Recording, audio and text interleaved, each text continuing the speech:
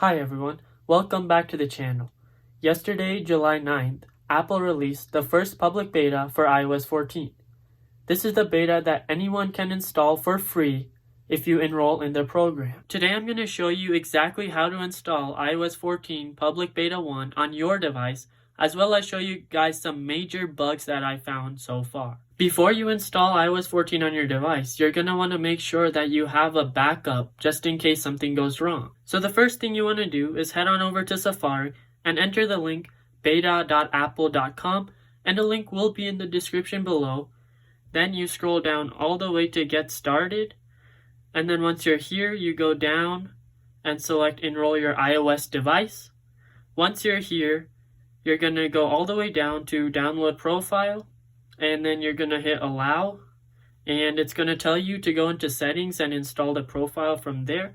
So settings, and I'm going to go to the beginning and profile downloaded. Then I'm going to hit install, and it'll tell you to enter your passcode.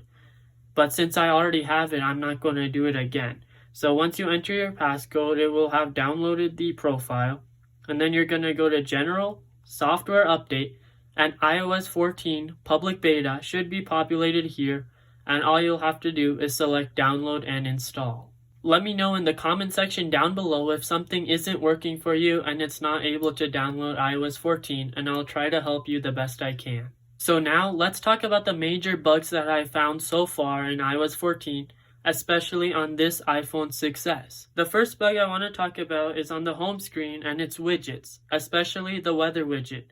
As you can see, the weather widget right now is just a black screen, and it'll stay like this until I remove the widget and add the widget again. This issue occurs when you turn off your phone and turn it back on again. The next bug I want to talk about is the storage bug.